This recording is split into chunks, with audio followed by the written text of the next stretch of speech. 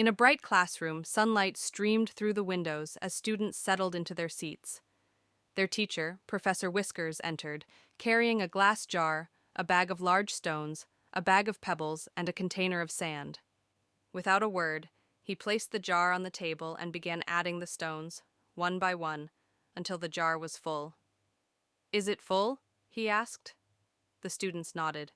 He then poured pebbles into the jar. They trickled down, filling the spaces between the stones. "Now?" he asked.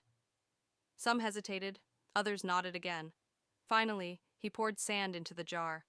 The fine grains flowed into every tiny gap, filling it completely. "This jar represents your life," he said, tapping it with a paw. "The big stones are the most important things: your family, health, and dreams.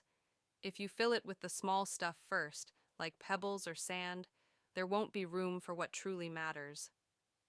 The students leaned forward, listening intently as he continued. "But if you focus on the big stones first, everything else will fit around them."